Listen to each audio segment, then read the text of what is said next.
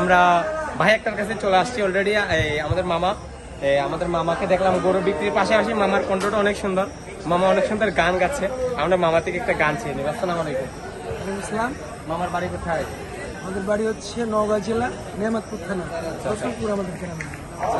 এখন গরু নিয়ে কয়টা গরু নিয়ে আসছেন? গরু লেসছিলাম আমরা 24টা। আচ্ছা আচ্ছা, গরু ব্যাচিং করছি ইনশাল্লাহ আমাদের মধ্যে ভালো। মাঠে খুব কাদা মাদা ছিল, যা থাকতে পারে যেহেতু বৃষ্টির সময়। গরু বিক্রি হয়ে খুশি লাগতেছে? হ্যাঁ, সুন্দর খুশি লাগছে আমাদের। আল্লাহর কাছে অবশ্যই শুকরিয়া। শুকরিয়া। তো আমরা তো শুনলাম আপনার একটা গানের কণ্ঠ দেখলাম, মাশাআল্লাহ। আপনার একটা গান বলে আমাদেরকে শোনাবেন। আমি আর কতকাল থাকবো রাধে গো রাধে, কাছে থেকে আসো। দুয়ারে দাঁড়াইয়া মান করে আছো ঘুমাইয়া, এই মারিয়া শিবার কথা কইয়া মান করে আছো ঘুমাইয়া, মারিয়া শিবার কথা কইয়া মান করে আছো ঘুমাইয়া। সুবল রে, আরে ও সুবল, আমার কথা নাই তার মনে, প্রেম করছে আয়ানের সনে, শুয়াই আছে নিজ গতিল আমি। আপনাদের গরুর ব্যবসা কিরকম চলতেছে?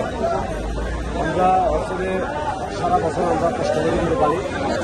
এই আসলে আমরা এখন হতাশ, যেহেতু খাদ্যের দাম বেশি, সারা হয়েছে। আমরা আশা করি কুরবান আসলে আমরা কিছু গরু বিক্রি করবো, তার মধ্যে যখন বিদেশি গরু আসে এখানে সব নষ্ট করে গেলে আমাদের অনেক কষ্ট হচ্ছে। গ্রামের যে যতটুকু দাম ছিল প্রচুর গরু এখন উঠছে। পেলে আপনারা শান্তি পাবেন। আমাদের ন্যায্য মূল্য হলে কতটুকু আমাদের গ্রামে চাইছিল গরুটা আমাদের 1,40,000, এখানে আমাদের থেকে এখানে সাবসিডি 80,000 টাকা। 80,000 টাকা হলে মনে 20,000 টাকা এখানে পাচ্ছে না।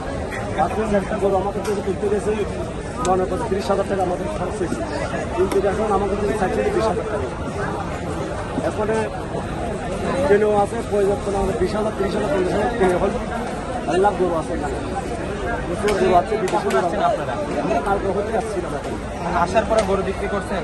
আমরা রাষ্ট্র আনছিলাম সেটি বিক্রি করতে চারটা বিক্রি হয়ে গেছে। চারটার মধ্যে আপনার ন্যায্য মূল্য পাইছেন? ন্যায্য মূল্য পাইলে 4টা গরু আমরা 80,000 টাকা লস দিচ্ছি। চারটাতে আমরা 80,000 টাকা লস দিচ্ছি। আমার ভাই বলতেছে যে কালকে আসছে